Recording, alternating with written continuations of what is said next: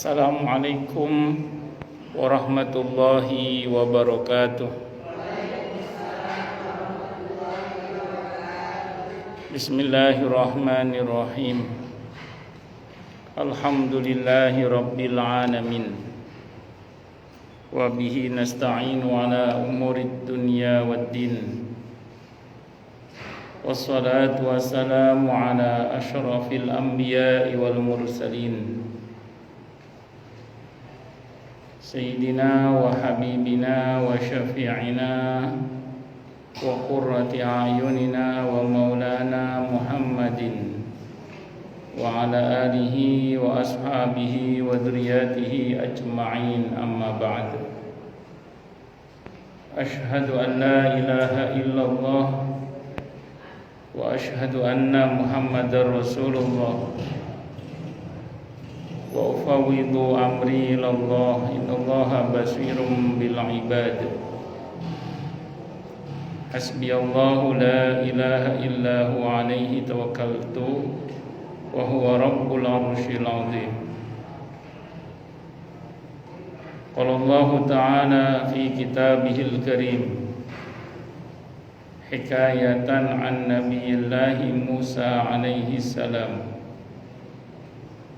Rabbi syrah li sadri wa yassir li amri wahlul 'uqdatam min lisani yafqahu qawli. Para asatidzah, para ibu-ibu sekalian, hafizani wa hafizakunallah, wabil khusus segenap pengurus majelis ta'lim ibu-ibu khairun nisa, yaitu Ibu Hajah Siti Surtina beserta pengurus yang lainnya. Semoga beliau beserta pengurus dan jamaahnya selalu dalam naungan rahmat, barokah, perlindungan serta bimbingan Allah Subhanahu wa ta'ala. Amin, Allahumma amin, insyaallah. Dan tentu saya doakan semoga kemuliaan ibu-ibu sekalian selalu dijaga dan ditingkatkan terus oleh Allah Subhanahu wa ta'ala sebagai seorang muslimah, sebagai seorang istri, sebagai seorang ibu, dunia hingga surga. Amin, Allahumma amin, insyaallah. Allahumma inna nas'aluka ilman nafi'a wa rizqan thayyiba wa amalan mutaqabbala wa fatahallahu lana futuhal arifin. Allahumma inna na'udzubika min ilmin la yanfa' wa amalin la yurfa' wa qalbin la yakhsha' wa du'a la yusma'. Allahumma ati anfusana taqwaha wa zakkiha anta khairu man zakkaha anta waliyuha wa maulaha. Amin, Allahumma amin, insyaallah.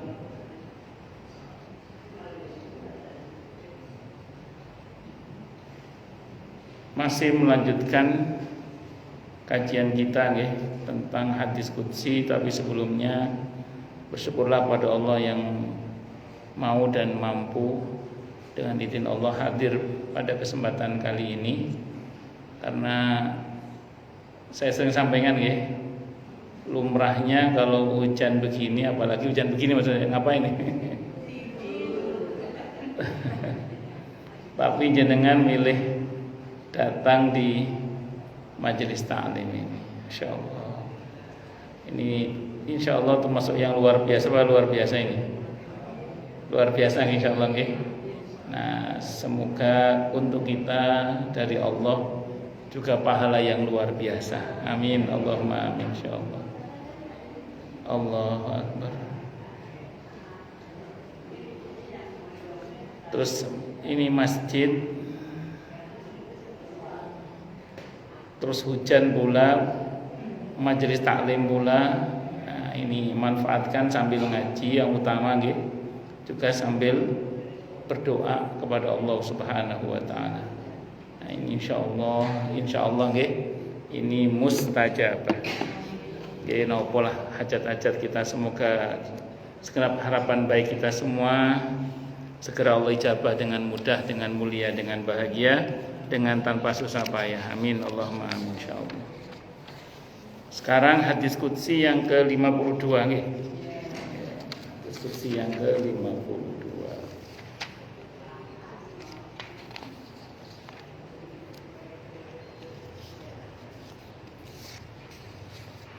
Bismillahirrahmanirrahim. Zuhud dan ibadah fardu. Jadi zuhud dan ibadah fardu. Zuhud itu bukan anti dunia ya. Zuhud itu menguasai dunia dan bukan dikuasai oleh dunia. Itu zuhud. Islam itu tidak mengajarkan kita anti dunia karena tidak ada perjalanan menuju ke akhirat kecuali melalui dunia. Tapi prinsipnya kita menguasai dunia, bukan dikuasai oleh dunia. Kalau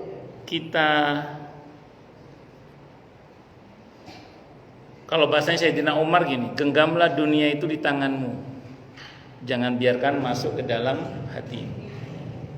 Jadi genggamlah dunia itu di tanganmu, jangan biarkan dia masuk ke dalam hatimu. Perahu sampan yang kecil itu di tengah lautan yang luas itu tidak ada masalah asal air tidak masuk ke dalam perahu. Ngoten nggih? Jadi kita di tengah-tengah gelimang harta yang luar biasa, kekuasaan yang luar biasa enggak ngaruh selama harta dan kekuasaan itu tidak masuk dalam hati kita. Tapi kapal yang besar sekalipun seperti Titanic itu misalnya, kalau air masuk masalah. Iya. Artinya kalau sampai dunia masuk ke dalam hati kita itu masalahnya. Makanya saya ulang, prinsip zuhud itu saya ulang bukan anti dunia. Karena saya ulang ya, tidak ada perjalanan menuju ke akhirat kecuali melalui dunia.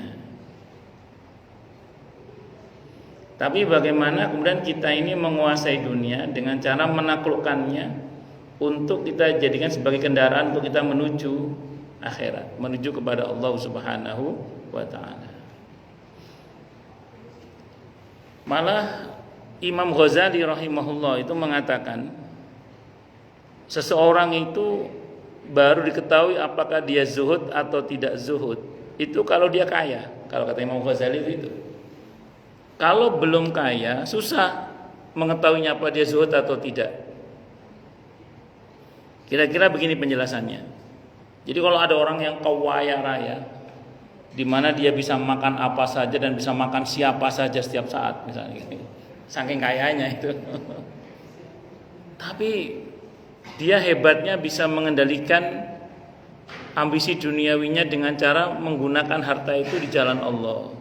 Di jalan yang Allah ridhoi gitu ya. Dipakai untuk menolong banyak sesama gitu. Jadi dia tidak kemaruk dengan harta dan kekuasaannya untuk kesenangan pribadi semata, tapi lebih dari itu dia banyak berbuat kebaikan, baik yang hubungannya langsung dengan Allah maupun dengan sesama. Berarti dia terbukti bisa menguasai hartanya. Udah gitu rajin puasa Daud lagi misalnya, tidak cuma puasa Senin Kamis atau Bid, tapi puasa Daud sehari puasa bisa dia gitu. Padahal dia bisa makan setiap saat, gitu. Bahkan bisa makan apa dan siapa saja. Itu zuhud namanya. Kenapa? Dia kaya tapi terbukti bisa mengendalikan hartanya. Lah kalau ada orang gajinya 8 koma, karena setiap tanggal 8 dia koma.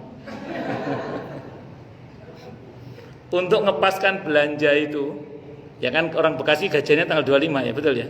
Tanggal 25 itu tanggal 8 udah koma ya. misalnya. Jadi ada orang untuk ngepaskan belanjanya itu dia puasa Senin Kamis untuk ngepaskan belanjanya. Untuk ngepaskan belanjanya itu dia puasa Daud misalnya. Itu bukan zuhud, itu pengiritan namanya. Berpahala ya, berpahala tetap berpahala. Tapi apakah itu zuhud? Enggak, itu pengiritan itu namanya. Jadi karena susah kita membedakan apa ini zuhud atau pengiritan, susah. Kenapa? Karena itu di gajinya 8 koma itu.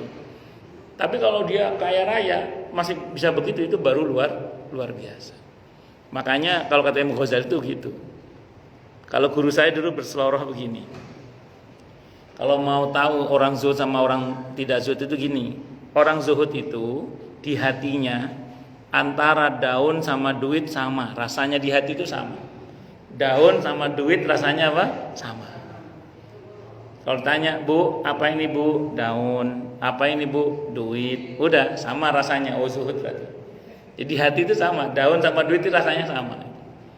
Tapi kalau beda, belum zuhud. Apa ini Bu? Daun. Apa ini? Duit gitu. Beda gitu, rasanya beda. Kalau ke duit, duit gitu berarti masih belum zuhud berarti. Karena masih beda. Itu kata guru saya. Ya, tapi intinya satu lah, terlepas dari apapun itu, intinya satu. Selama kita mau dan mampu menguasai dunia di tangan kita dan tidak memasukkan dalam hati kita, sampai situ aman, aman. Sekarang indikasi sederhananya apa kalau kita ini seperti itu? Ya, nggak usah jauh-jauh. Karena ini babnya harta ya, dunia. Gitu. Sekarang gini aja, terkait dengan kewajiban harta kita, kita enteng nggak ngeluarin tuh? Oh ya, ini waktunya zakat, ente nggak ngeluarin zakat. Ini waktunya bayar utang, ente nggak bayar utangnya misalnya. Ini ada iuran lingkungan, ente nggak ngeluarin bayar lingkungan misalnya. Ya ini waktunya ngasih nafkah ke istri kalau saya sebagai suami ya, ente nggak ngeluarin nafkah untuk istri misalnya. Jadi ketika kemudian kita enteng ngeluarin semua itu, memang itu kewajiban, maka itu paling tidak sebagai satu tanda kalau kita ini sudah bisa menguasai dunia itu dan bukan dikuasai oleh dunia.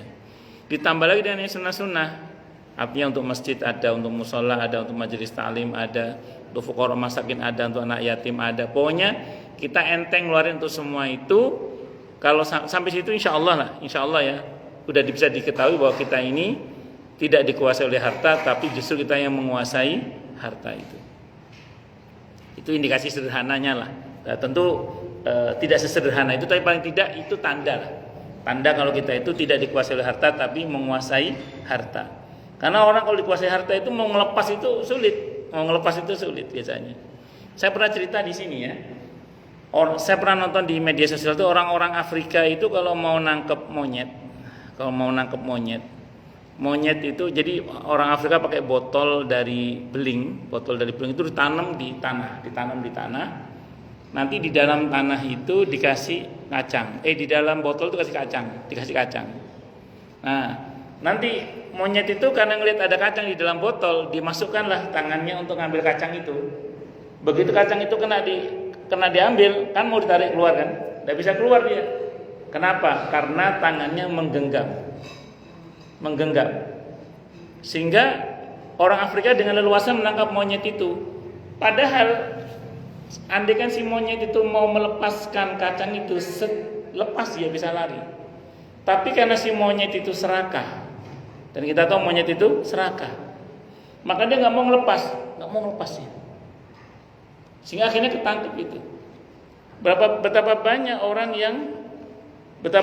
orang yang kemudian tidak bisa melepas dunianya itu, sehingga karenanya kemudian yang bersangkutan itu justru menjadi orang yang celaka kemudian. Padahal kalau dia mau ngelepas zakat, infak, sedekah tadi ya, dan yang lain-lain itu sebenarnya dia selamat sebenarnya.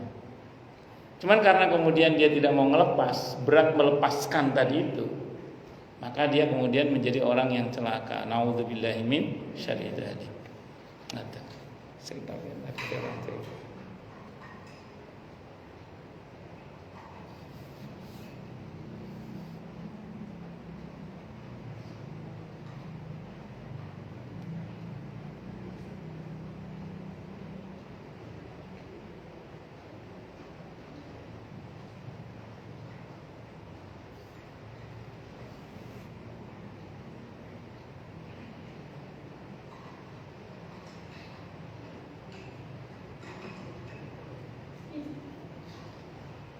Lanjut. Terus yang kedua ibadah fardu. Ibadah apa? Fardu. Kalau ibadah fardu ini kewajiban. Sebenarnya kewajiban itu ada dua ya. Kewajiban yang hubungannya langsung dengan Allah, ada kewajiban yang hubungannya dengan sesama. Kalau yang dengan Allah itu sholat 5 waktu misalnya, puasa di bulan Ramadan, terus haji bagi yang mampu.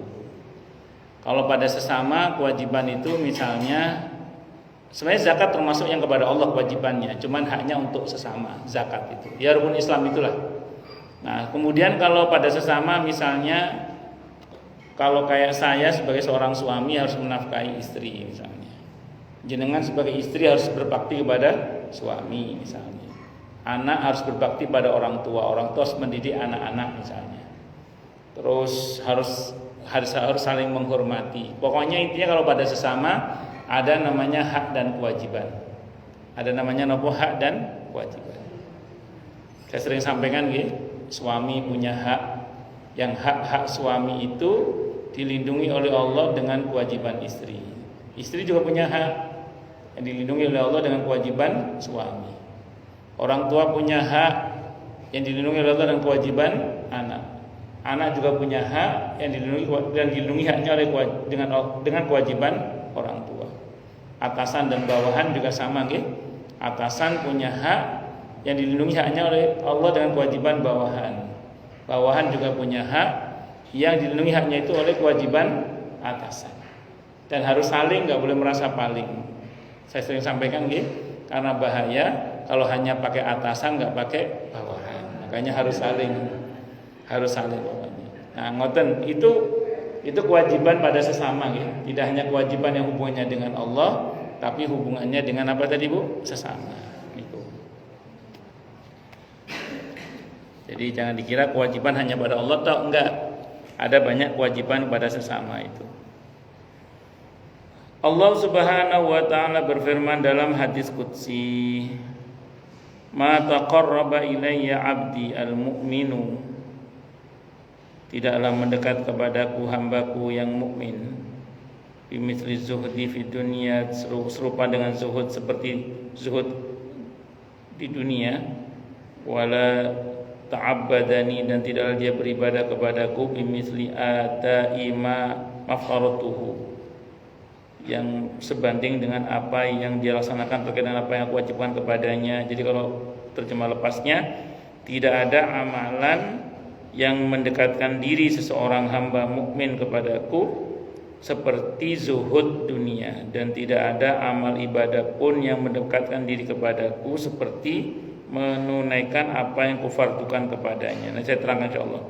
Hadis qudsi riwayat Al-Qudai yang bersumber dari Ibnu Abbas radhiyallahu anhu. Saya mau terangkan dulu. Jadi tidak ada hal yang paling utama dalam mendekat kepada Allah selain dari satu zuhud kepada Allah, dan yang kedua mendekat zuhud terhadap dunia, dan yang kedua beribadah dengan ibadah yang fardu. Itu hal yang paling mendekatkan seseorang kepada Allah. Pertama tadi zuhud. Otomatis orang kalau zuhud tadi mudah melepas hartanya, betul nggih? Untuk kebaikan di jalan Allah. Karena zuhud. Rumusnya gini Bu, ini rumusnya. Orang yang dermawan itu kata Nabi Aukamokal, dekat dengan Allah, dekat dengan surga, dekat dengan manusia, jauh dari neraka. Itu rumusnya itu. Orang yang dermawan itu, saya ulang nggih, orang yang dermawan itu dekat dengan Allah, dekat dengan surga, dekat dengan manusia, jauh dari neraka. Orang yang poli pakai dal, yang gegem tadi itu, yang dikuasai dunia itu dia jauh dari Allah, jauh dari surga, jauh dari manusia, dekat dengan neraka.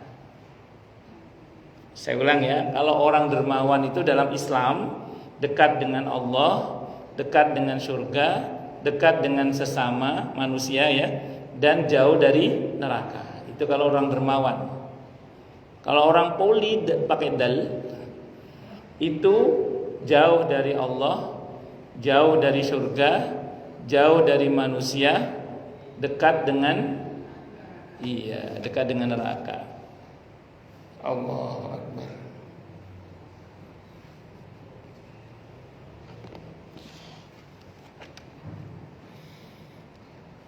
Terus kemudian makanya zuhud itu sangat efektif untuk membuat kita dekat dengan Allah, satu.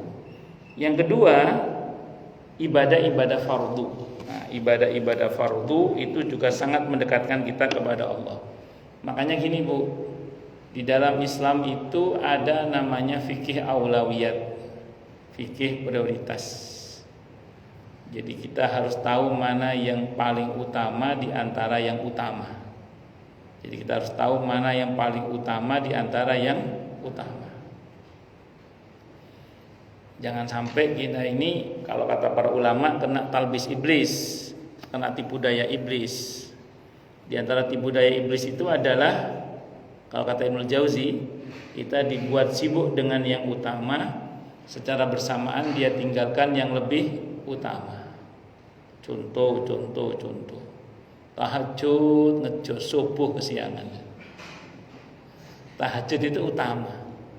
Tapi sholat subuh berjamaah bagi laki-laki nih ya, di masjid itu jauh lebih utama.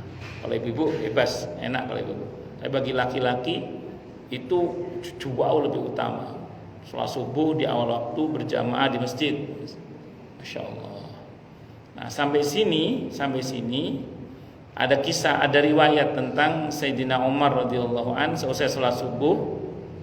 Ada di antara jamaah sholat subuh itu nggak kelihatan. Oleh Sayyidina Umar ditanya, mana, kalau saya nggak salah namanya Sulaiman, mana Sulaiman kalau tidak kelihatan? Tidak ada udzur ya Rasulullah, ya Amirul Mukminin, tidak ada kabar. Dari dulu itu Bu, kepala negara itu plus imam masjid dulu itu. Tidak hanya imam masjid tapi memimpin moralitas umat. Makanya kalau ada yang biasa jamaah di masjid nggak kelihatan, ditanya, mana si fulan, kok nggak kelihatan? Ditanya oleh Sayyidina Umar radhiyallahu anhu. Kata sahabat-sahabat yang lain, tidak ada udzur ya Amirul Mukminin, nggak ada kabar kalau bahasa kita. Akhirnya Sayyidina Umar radhiyallahu anhu habis sholat subuh itu turun, datang ke rumah si sahabat yang tidak sholat berjamaah itu. Dulu begitu, dulu itu imam masjid itu nyamperin jamaah yang nggak jamaah subuh atau yang nggak jamaah di masjid hari itu, kemana kok nggak ada kabar? Disamperin, kata ternyata nggak ketemu sama si Sulaiman tadi, ketemunya sama si istrinya itu.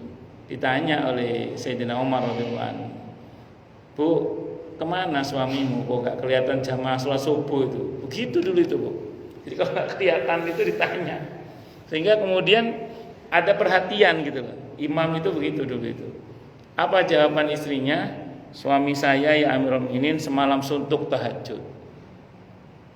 Saya lihat begitu subuh dia sholat subuh terus tidur bablas ya. Jadi tidur apa? Bablas. Terus kata Sayyidina Umar, kalau aku suruh pilih, mending tidur semalam suntuk asal bisa sholat subuh berjamaah di masjid. Itu kata beliau. Nah, itu namanya yang si fulan tadi itu salah skala prioritasnya. Dia mengira tahajud itu lebih utama, padahal sholat subuh berjamaah di masjid bagi laki-laki ya itu jauh lebih utama. Paham ya? Itu seperti itu. Nah, termasuk juga diantaranya jangan sampai kita ini sibuk bantu sana, bantu sini, nyumbang sana, nyumbang sini. Sementara orang tua sendiri miskin tidak pernah dibantu. Mertua sendiri miskin tidak pernah dibantu. Saudara sendiri miskin tidak pernah dibantu. Bantu sana, bantu sini, nyumbang sana, nyumbang sini itu utama. Tapi kepada orang tua dan mertua itu jauh lebih utama. Kepada saudara, kandung, kakak atau adik itu jauh lebih utama. Sehingga saya pernah ada seorang istri itu konsultasi ke saya. Bukan orang sini Bu, orang Kemang 3 saya. Sekarang udah cerai dari suaminya, udah cerai. Dia cerita itu konsultasi. Saya suruh, kan beliau mau konsultasi dengan saya. Saya bilang ajak suaminya juga, wong suaminya jamaah saya juga. Saya panggil nanti kita nasihati bareng-bareng. Tapi ternyata tidak mau. Akhirnya kemarin saya dengar kabar udah cerai. Nah itu gitu. Jadi kalau ada dari rumah yatim datang minta sumbangan, dibantu cepet banget. seneng bantu anak yatim, seneng. Tapi ibunya di kampung miskin, kakaknya di kampung miskin, hampir tidak pernah dikasih. Gak peduli sama orang tua kandungnya, ibunya, sama kakaknya. Termasuk kepada istrinya, Paulida pakai dal kata. Menurut istrinya, tapi saya nggak tahu betul apa enggak. Mas saya bilang panggil juga suaminya nanti, ngobrol berdua sama saya juga, saya bilang. Biar enak kan, kalau ada suami istri kan enak. Ternyata tidak datang, ya sudah. Kemarin berujung pada perceraian. Ya Allah, ya Allah, ya Allah. Ya dia yang begitu itu ada, Bu. Senang bantu sana, bantu sini, tapi kepada orang tua tidak pakai dal. Kepada saudara kandung tidak pakai dal. Bahkan pada istri kadang tidak pakai dal. Pernah ada orang telepon saya. Ini kisah nyata semua. Di telepon orang kan jadi ustadz itu kayak jadi keranjang sampah gitu ya. Tapi ini saya ceritakan, saya nggak sebut nama. Karena saya nggak tahu namanya juga. Jadi orang itu telepon saya. Saya sampai detik saya nggak tahu orang mana ini, saya nggak tahu. Dan saya tidak pernah tanya alamatnya atau nggak pernah. Beliau konsultasi ke saya. Dia bilang gini ke saya, Ustadz, saya mau nanya katanya. Ya silakan Bu. Suami saya itu rumah beberapa Ustadz, mobil beberapa. Dia mau bilang suaminya kaya lah. Ya terus kenapa Bu? Saya bilang gitu. Oh, Ustadz pasti kenal sama suami saya. Nggak usah namanya, nggak usah Bu. Nggak, saya bilang saya nggak butuh namanya, saya bilang gitu. Ibu cerita aja lah. Nanti kalau saya butuhkan namanya saya tanya Ibu, saya bilang gitu. Ya, biar saya nggak tahu sekalian gitu. Dan emang betul nggak tahu saya. Nah terus kemudian dia bilang, saya itu kan ngaji Ustadz. Saya itu pengen beli jilbab gitu. Saya minta ke suami untuk beli jilbab, berantem dulu Ustaz. Berapa sih Ustaz harga jilbab? Dia naik gitu. Saya bilang tergantung mereknya. Kalau merek tertentu kan mehong juga itu kan ya. Terus, iya berapa sih Ustaz harga jilbab itu? Dia bilang gitu. Itu saya berantem dulu Ustaz. Saya lupa ya, kalau nggak 3 minggu 3 bulan apa baru cair itu uangnya itu. Saya lupa, kalau nggak nyebut 3 minggu 3 bulan baru cair uangnya. Begitu cair uang jilbab itu dipotong uang susu anak saya Ustaz. Uang susu anaknya dipotong. Saya mau beli skincare Ustaz, mau beli ya untuk kecantikan saya, buat dia juga Ustaz katanya. Itu berantem dulu Ustaz katanya. Berapa sih harga skincare? Nah, mati saya tergantung juga. itu saya berantem dulu Ustaz katanya. Saya tidak tahu, mohon maaf saya lupa ya, kalau nggak 3 minggu 3 bulan pokoknya mingguan tidak sewajarnya lah gitu maksud saya. Itu baru cair uangnya Ustaz. Dan semua kalau saya belanja Ustaz, itu struknya nggak boleh hilang sebelum suami saya tanda tangan. Oh ya Allah. Jadi kalau belanja, iya betul, kalau belanja itu tidak boleh hilang struknya sampai suaminya apa? Tanda tangan. Ngalang-ngalai kantor. Kenapa Bu? Udah okay. Ya Allah, dia bilang gitu. Tapi suaminya ini Bu, kalau ke teman-temannya royal. Terus kalau nyumbang masjid seneng dia. Nyumbang masjid seneng, ke teman-temannya apa? Royal. Sehingga di kalangan teman-temannya kayak malaikat dia. Tapi tengah keluarganya kayak setan gitu. Oh begitu. Ya. Jadi ke orang lain something, ke keluarga nothing gitu. Iya. Apa betul bahasa Inggris betul ya? Iya betul. Ya. Jadi kalau ke orang lain dia sesuatu gitu. Kalau di keluarganya nggak ada Pak. Jadi something ke orang lain tapi nothing ke keluarga. Itu real itu Bu. Jadi ya saya bilang itu kasihan suami Ibu. Dia agak marah. Kok kasihan sama suami saya Ustaz? Iya kasihan, dia sedang tertipu oleh iblis. Saya bilang gitu. Dia sedang terkecoh oleh iblis. Dia kena talbis iblis. Dia kena tipu daya iblis, saya bilang itu. Kenapa? Karena dia sibuk dengan yang utama, dia tinggalkan yang lebih utama. Dia baik ke temannya, nyumbang masjid, rajin, itu bagus, saya bilang. Itu utama. Tapi kepada istrinya, kepada anaknya, itu jauh lebih utama. Sehingga dalam kitab Riyadhus Shalihin itu Bu, di bab yang ke-36, dalam kitab Riyadhus Shalihin itu ada bab gini Bu.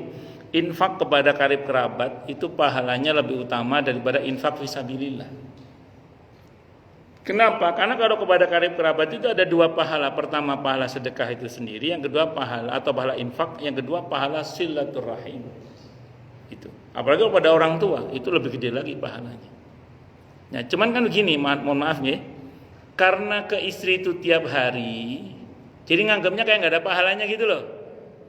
Karena sama anak ketemunya tiap hari, seolah-olah kalau ngasih anak, ngasih istri itu iya, kayak biasa, kayak nggak ada pahalanya gitu loh.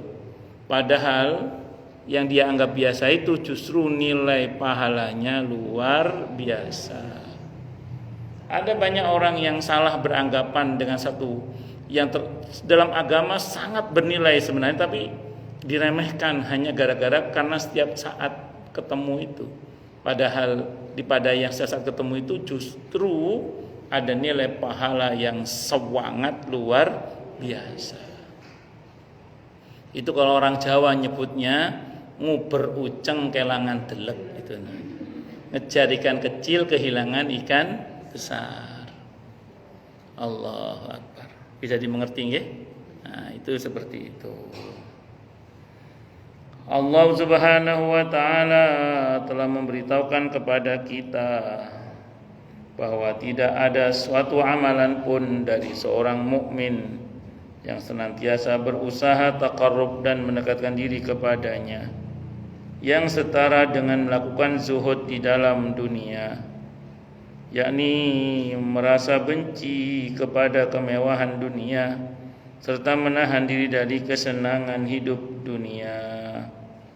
Tidak ada bentuk ibadah yang lebih utama untuk dilakukan sebagaimana ibadah ya menunaikan semua yang diwajibkan dan difardukan kepadanya. Ini menunaikan fardu ain. Jadi kewajiban yang paling kewajiban itu adalah hal yang paling potensial untuk membuat kita melesat mendekat kepada Allah Subhanahu wa taala.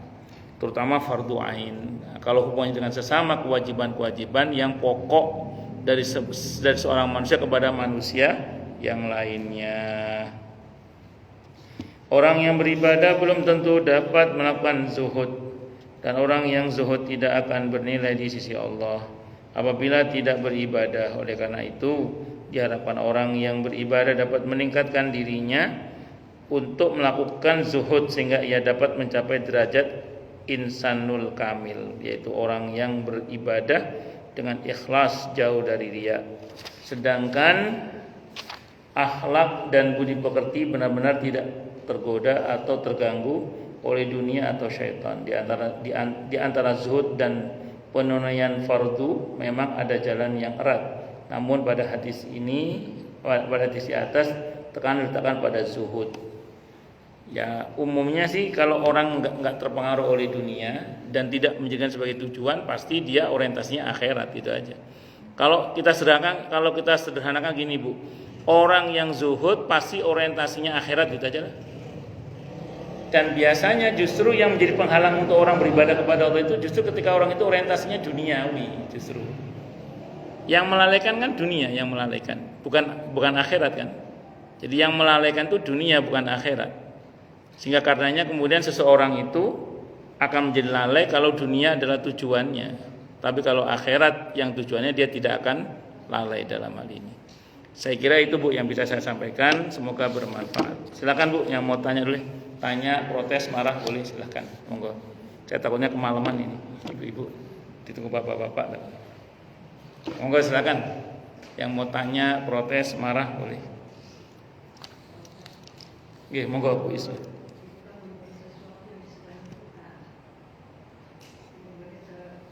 Oke.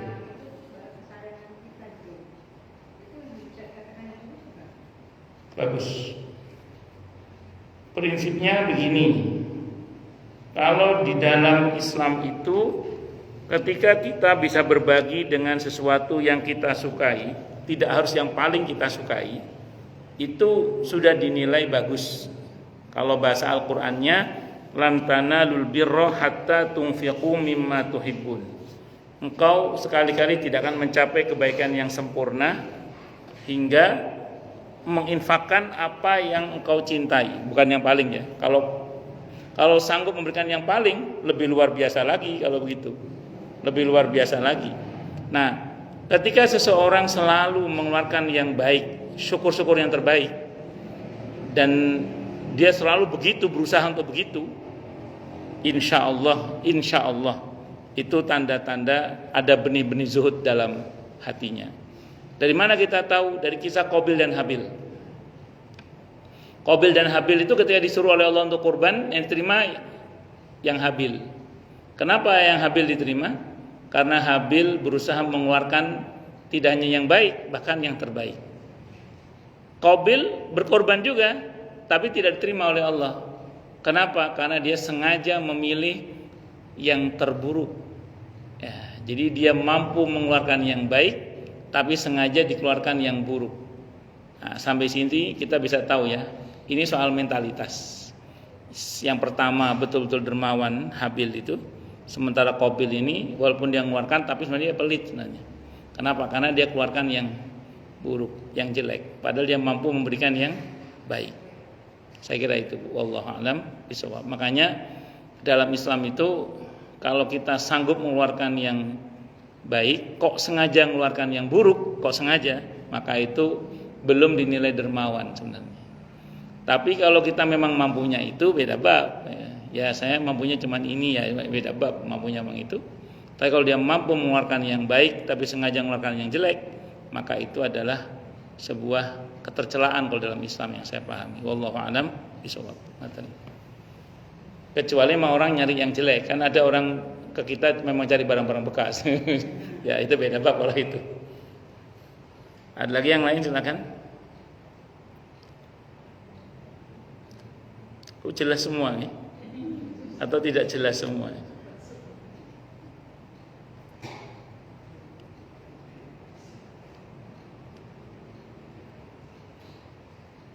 Jelas semua. Cukup nih. Cekap. Kenapa? Ini ada doa.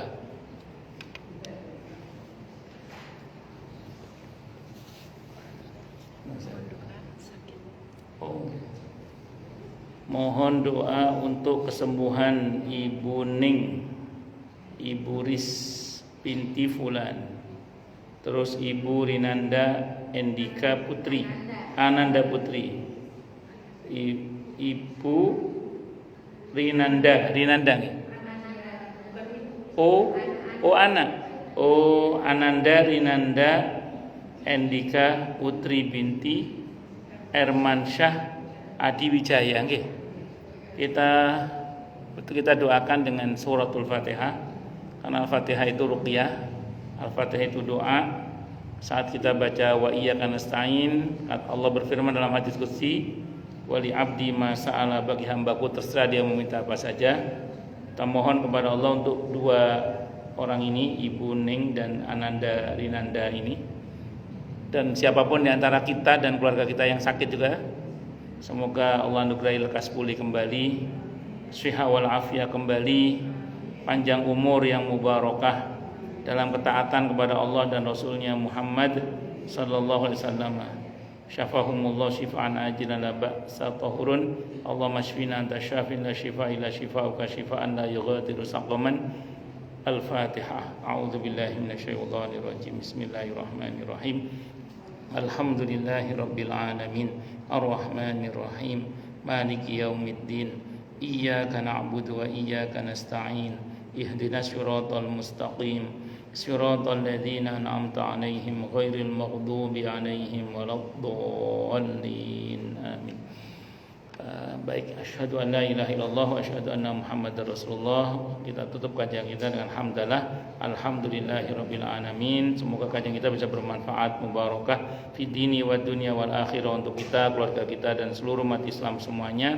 Dan mudah-mudahan kita semua dijadikan oleh Allah sebagai orang-orang yang sukses dunia akhirat, selamat dunia akhirat, bahagia dunia akhirat, dan dipermudah urusan kita oleh Allah fi dini wa dunya wal akhirah. Semoga Allah limpahkan hidayah selalu untuk kita, semoga Allah tingkatkan selalu hidayah untuk kita, dan semoga Allah berikan hidayah untuk siapapun yang melihat kita. Subhanakallahumma bihamdika asyhadu an la ilaha illa anta astaghfiruka wa atubu ilaik. Sallallahu alaihi Muhammad wa ala alihi wa sahbihi wasallam. Saya mohon maaf. Wassalamualaikum warahmatullahi wabarakatuh.